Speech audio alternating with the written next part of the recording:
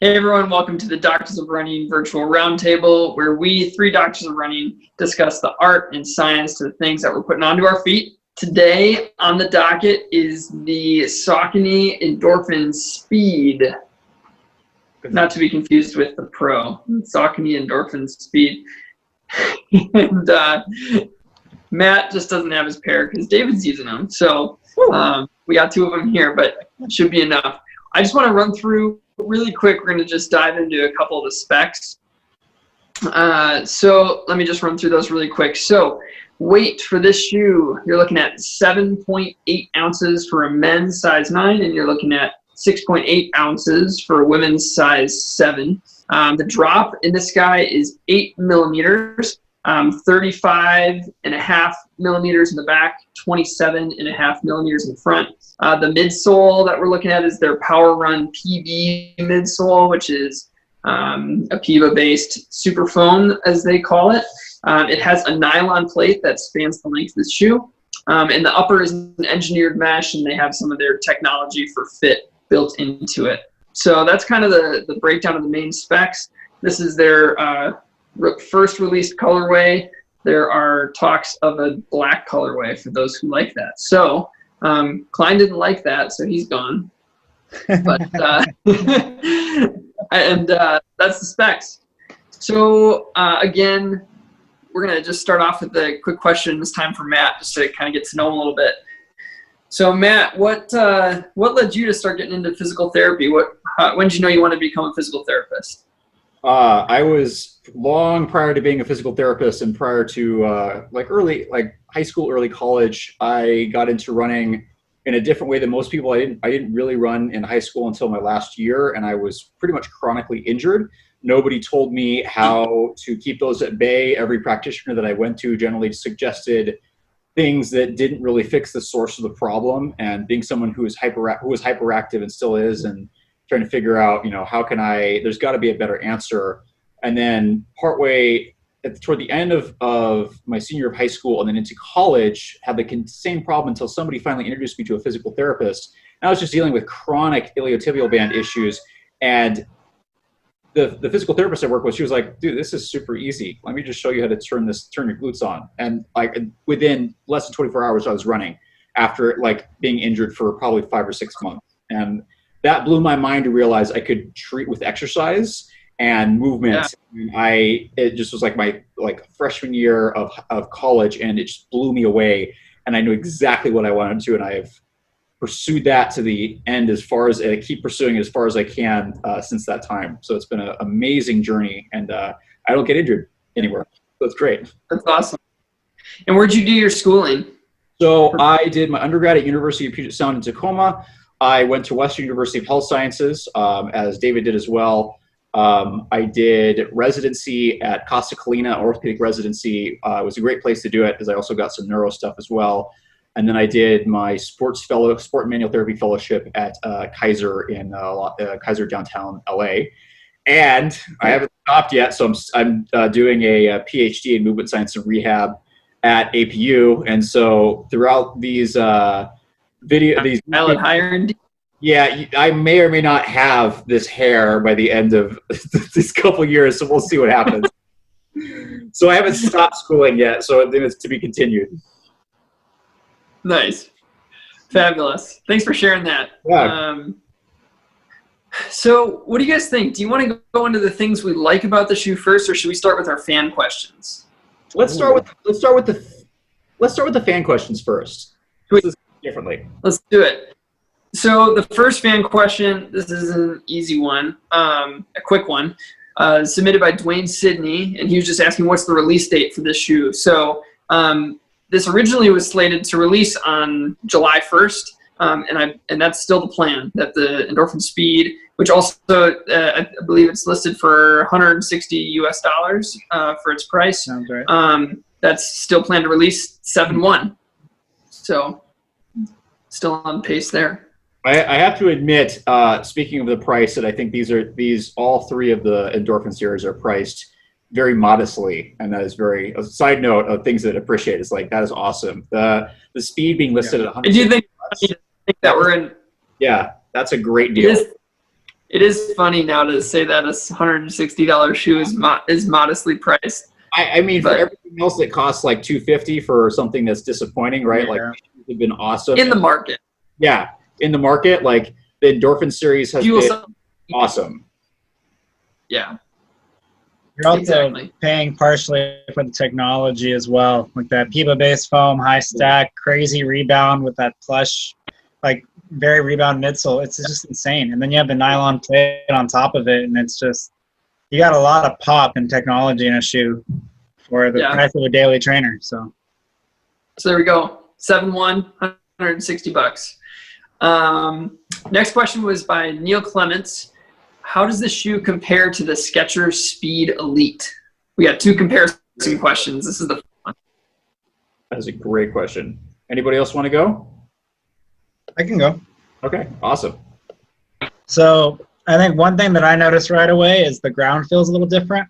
The Skechers Speed Elite's much closer to the ground, lower profile, lower stack. The plate, you're going to feel a lot more. It almost feels kind of like a track spike on the road, but with more cushion. Whereas the Endorphin Speed, it's got a lot more stack. The midsole is way more plush. Ground feel isn't great, but you're running on roads, so it's not a huge issue unless you change surfaces. And the nylon plate isn't quite as snappy or stiff or rigid in the forefoot as the Speed Elite. And you can kind of see it there with Matt. Very prominent, that plate as it goes up into the forefoot. Yeah. The toe spring on it is also a lot more involved as well. So, go ahead. I was just going to say, I think the biggest difference the biggest difference for me is ground feel. Huge stack. Right. I would say stability-wise, this one is way less stable than the Speed Elite, at least from my experience. But the propulsion of the Speed Elite seems higher because of that toe. It feels faster because of that toe spring, and it's lighter too. So you get a lower ground feel. You get a little bit more propulsive feel, less bounce in the Speed Elite. You get more cushion, more bounce, more plush ride in the Endorphin Speed. They're also in technically 2 different categories, as this is a racing flat, and technically the Endorphin Speed is considered more of a lightweight trainer, or I think that's very flexible. Like the Endorphin Speed could easily be a phenomenal distance racing flat for a lot of people, but the Speed Elite is definitely more of, this is your pure racing flat. It is cushion, right, for the high school, but having run 2 marathons in these, but this is far close to the ground. And if I was going to choose to run a 5K in each one of these, it would be this hands down. Right. Yeah, just because it's got that close to the ground feel while still having a decent amount of cushioning for how much sole is there. So totally. There's a pretty big weight difference as well. I mean, going from 7.8 ounces in the Endorphin Speed versus 6.0 ounces in the Speed Elite. I mean, you've almost got just shy of 2 ounces roughly. You know, very, very different. Both great though. Yeah, both amazing. I've enjoyed both. Next question.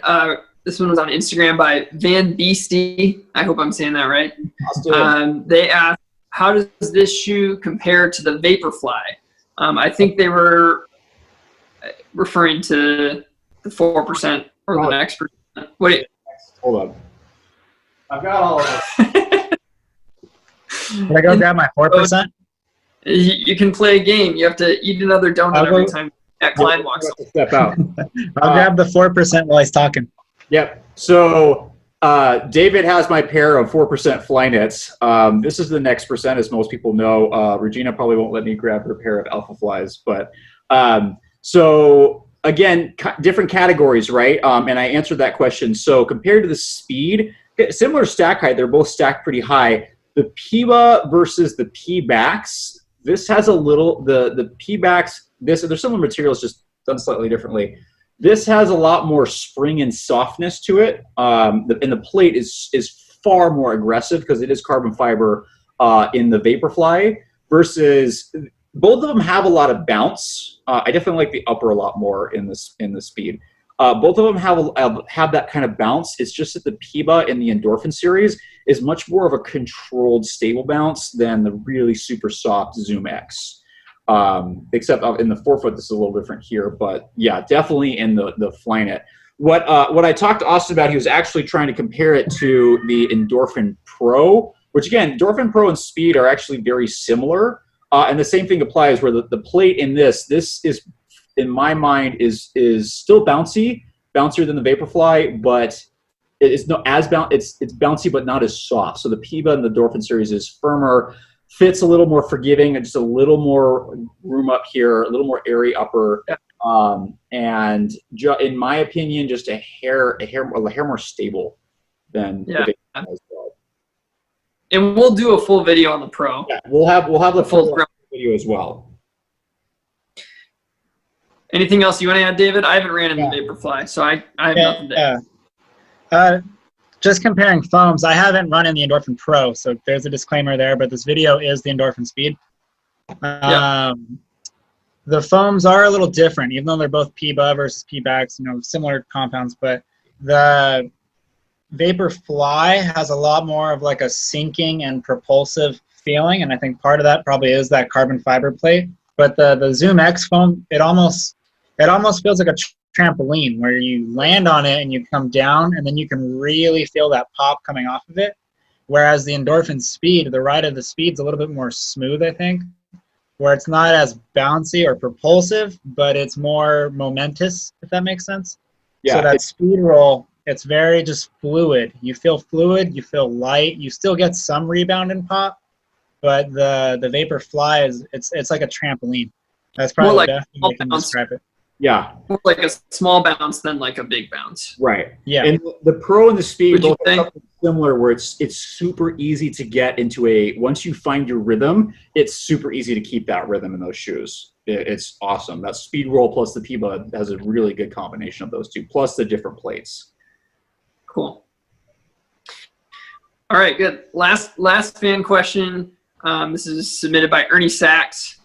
He or she was asking, why an 8mm drop instead of the 4mm drop as seen in the Kinvara? I love this question. This is a great question.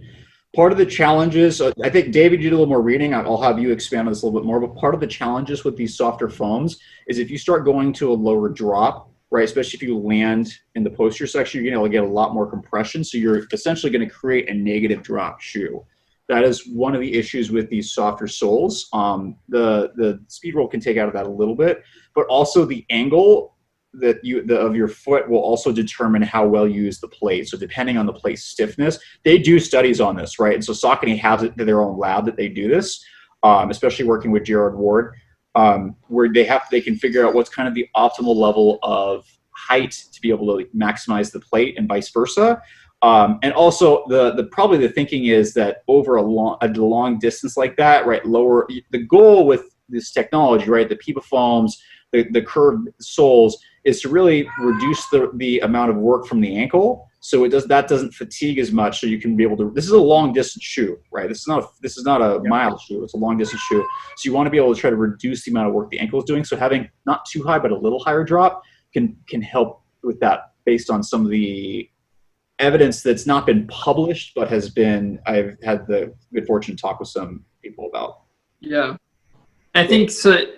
If I'm wrong, the only racing flats that have a plate plus a 4mm drop, one of them is going to be the Speed Elite, which is not a full length plate. So that's just using the H plate that goes to the midsole or the midfoot. And then you also have the Alpha Fly, but that has the AirPods in the front, which also, I don't know much about them, but I'm guessing they would compress as well, even more potentially as the foam does. So Matt was talking about if you're just standing loaded on the back of one of these foams, you're compressing it just by even standing there, then you add running, so you need to have a little bit of that drop to have it be effective, whereas in the Alpha Fly you might get some of that drop from both, even more in the forefoot.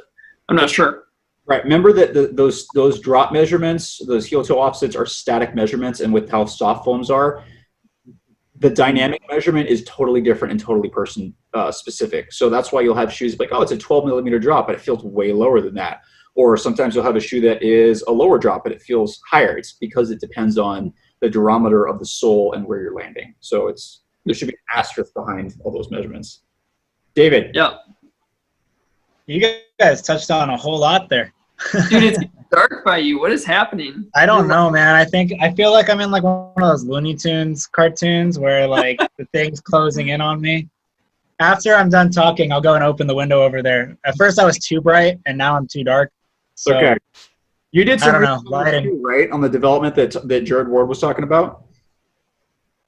A little bit. But I was looking, I mean, it was more about like the forefoot stiffness and kind of like what you were talking about, creating the angles and the dynamic mobility with the shoe and how it responds to the given forces put upon it. And at various paces and intensities and durations as well.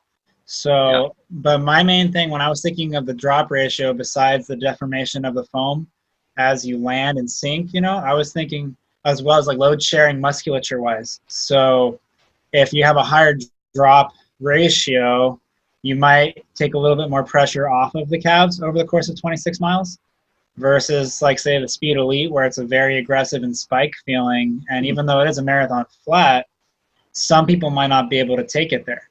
And I think it's more just about like the load sharing, so to speak. So shifting it away, making it easier on the ankle, making it easier on the calves, and giving the shoe a ability to create a cadence that allows for the glutes, the hamstrings, the quads, everything to kind of fire nice and smooth and fluid and create that gait cycle you're looking for, that very smooth rhythmic cadence. David brings up that's probably all I'd be able to add. That's a great point that remembered with, so this is technically a rockered sole. Remember that you can't take force away, right? You can only shift where it is. And a lot of these rockered shoes, they do reduce the work at the ankle, but they increase it at the knee and the hip.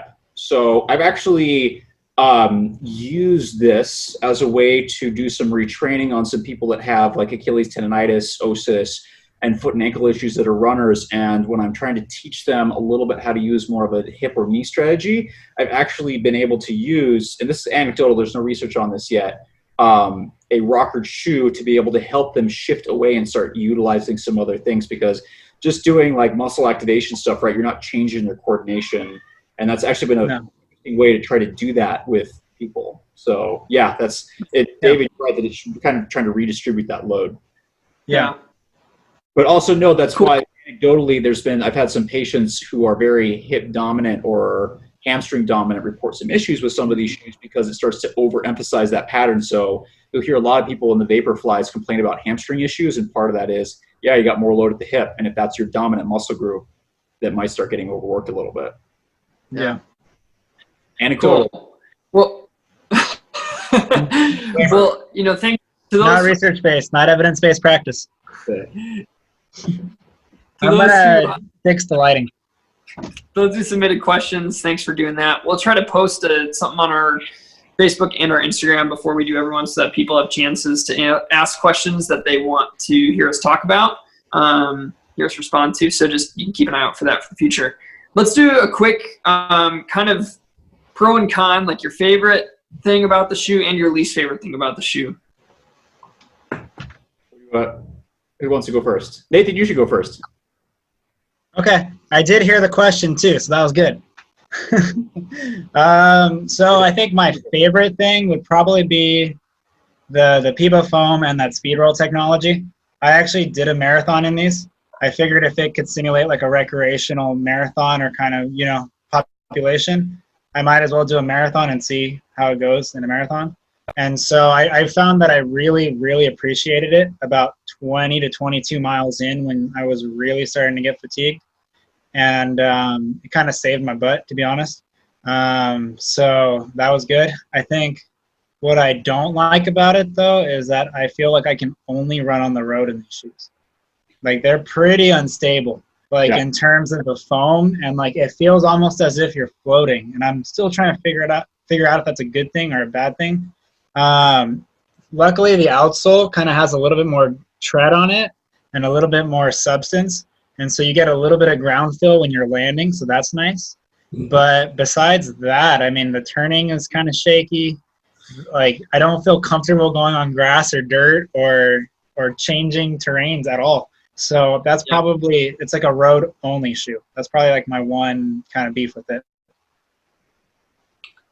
Yeah, I'll just piggyback off you there, because I think my least favorite thing about the shoe was the stability for me. Primarily, I'm a heel striker, primarily through the heel.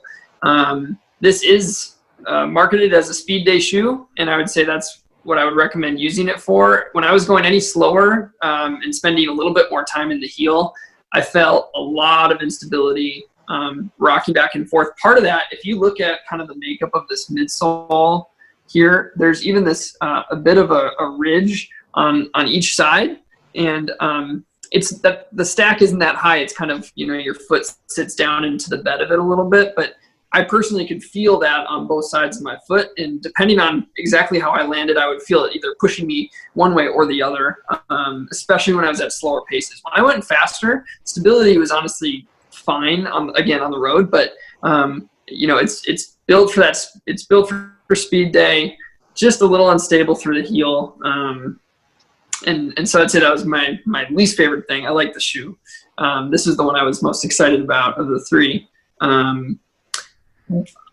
There are a lot of things I like. Obviously, the ride is really fun and really smooth, but one other shout out just to all of the uppers and the construction of the uppers and the toe box for these. I just give it huge high marks. So this thing is super durable. This upper is durable, but also light. It's not adding a lot compared to what the Pro has in terms of weight. But these toe boxes are super high volume, but the midfoot locks down your foot really well. So it's not necessarily the widest forefoot you'll ever see in your life, but the volume is high enough that the upper adapts to the foot super well, whether you're narrow or a little bit more wide. So I was super impressed with basically the shaping of that toe box in the upper in the Endorphin Speed, but even the other ones too. To further piggyback off Nathan, the uppers of the Endorphin series are some of my. I love the soles. But the uppers are phenomenal and have made me rethink how I assess other footwear as uppers when I see these, like, I've got a couple other Saucony models right now. So I've got the Guide that I just posted and then the Hurricane. And it's great. They're great shoes. But man, those uppers are so thick. And I'm like, you guys did this so well in the Endorphin series. I'd love to see them translate some of that technology into those shoes, because you're going to knock so much weight off those shoes. And the uppers are still phenomenal. The Speed is definitely a little more snug than the Pro is, especially for me in the forefoot, but it's still super airy. It locks down super well. There's a heel counter in there. I didn't feel it at all. It locks down the foot super well. It is very comfortable upper. It was great. Awesome. I agree with everybody that the sole, again, I'm a huge fan of the Pro. The sole was awesome. It was nice to get a little less stiffness in the forefoot through the plate with the nylon plate, so it's not so aggressive. But you could still use it as a workout shoe. And I used it primarily for workouts, and most of the workouts I did do were either fartleks. I did one temple run and then a lot of hill repeats, as that's where I was kind of in my phase of kind of rebuilding my body back. So it can move. This shoe moves just as well as any racing flat with just a lot more cushion. But when it comes to some of that, like that longer effort, I prefer the Pro just because it's got a little bit more stability and a little bit better roll. It's still a great rolling shoe, but man, for me, that midfoot and that heel, the forefoot's great, right? Once you get off that speed roll, it is awesome. But that midfoot heel it was not so, but it was very unstable for me, as I'm, again, the stability guy, and even these guys felt that. So, and again, as David mentioned, like, you can't take this off road. This is a purely road shoe, not just because you will literally the outsole did fairly well on road, but if you take this anywhere else, that thing is going to get destroyed because it's just exposed foam with some, added additional rubber, but just the stability and the outsole. This is not a trail shoe at all, and I would never use this. So that's not what they're. No, but as a workout lightweight trainer, if my ankles were a little bit more stable, this would be phenomenal, right? Like, this is your Kinvara alternative for somebody who wants a little more drop, a little more stack height, and a lot of bounce. that they can use at like either race day or marathon or workout or lightweight trainer shoe. Yeah. Talking in the background. I would say stability isn't necessarily a red flag for it, but it's definitely one of those things where if you want to use this on a regular basis for a lot of miles, you got to be an efficient runner. Right. But it's not a red flag. Not like this is the most unstable shoe ever put out on the market. There's a lot of stability parts to it that are good. The nylon plate helps with that. They have a little bit of a heel counter in there. So there's some things that can help, but your cat's going crazy over there. Yeah, sorry. We are leaving this in here. Oh yeah, of course. We don't cut things. This is just raw. You get life a little. Okay, so we're gonna move on to our section of if this shoe were a blank, what would it be? It was fun. We got some suggestions for what to do from some of y'all out there. This was from Tara Blanchard Sobo, and we might bring this one back for the future. But her suggestion was this: if this shoe were a professional runner, who would it be? So I'm going to go first because I'm afraid you're going to take mine, and then I won't be able to think of another one. So I'm going to go first. So this shoe is super fun to run in. I mean, the entire Endorphin line is, and this is no exception. So I wanted to find something that was fun, but didn't take themselves too seriously. Just one, the colorway of this is not like too serious of a colorway. It's got some clown colors to it. It's not the racing flat, so it doesn't take itself that seriously, but it's fun to run in, good at what it does. So my answer is Craig Engels for this. I mean, anyone who has a mullet, they can't take themselves too seriously. So that's my answer for my comparator. Agree, disagree? Got somebody else in mind? I like the pick. Was that based on my suggestion? No. I had it before you threw that one out. Oh, okay. It just solidified it. Yeah, I was like, oh, good. Yep. That wasn't my pick, so that's good. So is it okay if I do two? Go for it. I'm going to take mine. Okay, no, actually, let's go. Klein, you go first. No, I'm still actually working on it technically, so please go first. Oh. He knew this question like 2 days ago. Yeah, I know. I've been not good at these, so it's going to be fun to watch me struggle with these every time. So I'll try and make it quick because it looks like Zoom's going to kick us off in 7 minutes and 50 seconds. So, so the shoe is very light. It's very fun. It's kind of just a fun shoe. I think of something that's like all smiles when I think of this shoe. And so I have two runners I have in mind. So one is actually an ultra runner. And since the shoe does design to go super far, I think it's fitting. I'm going to go with Courtney DeWalter. She's all smiles. I don't know how you can do a 200-mile race and still have all smiles and be all joyful at the end of it. So I think I'm going to go with Courtney DeWalter. And then the shoe, the color scheme also kind of reminds me of the New Balance kits a couple years ago, I think. The white on teal. And so I'm going to go with one of my favorite 1,500 runners, Corey McGee. She's another one of those ones, all smiles, just constantly, having fun on the track and running fast. So those are my picks. Awesome. Love it. Klein? I'm going to give a shout out to one of my buddies.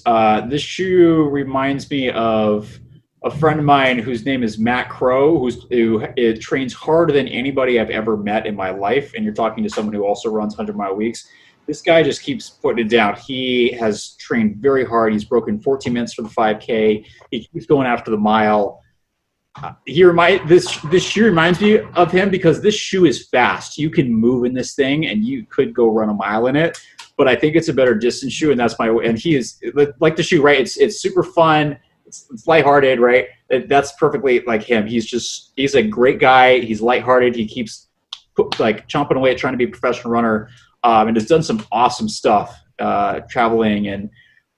But I would have to say I think he needs to move up a distance because I have a feeling once he moves up, he'll crush it. And I keep suggesting it to him, and he wants to keep doing the mile and 5K. But man, Matt, you got to move up, dude. You got to do half marathon, marathon. That's training. awesome. I think you're gonna blow it away. So if I was gonna pick a professional, that would be Matt Crow.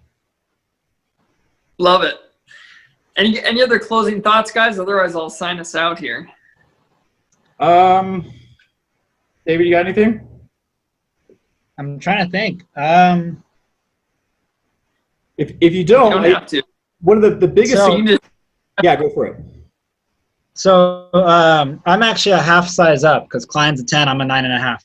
So as far as sizing goes, I think it does run true to size. However, it's a performance trainer and does run snug. So if you don't like that snug, locked down fit, I actually was okay a half size up, and it felt more like a regular trainer as far as the fit goes. Right. So Definitely agree. Where it was a little snug for me, and I think it probably Yeah. fit David a little bit better. So just be aware of that. So that's good. I didn't feel too snug, but you did say that for your 4 foot. But I felt good at my size. My other suggestion would be, I think this is the shoe that more people should pay attention to. If you have really stable mechanics and you want just a little more forgiving and cushion ride, I really suggest looking at the Endorphin Speed, because I think it's going to fit better for a wider variety of individuals, whereas the Endorphin is more aggressive. And The Pro. The Pro is only, it's 0.3 ounce lighter, but it's a very different ride. It is more aggressive for sure, and I think that people really should look at the speed, especially for your marathon distance. Yeah.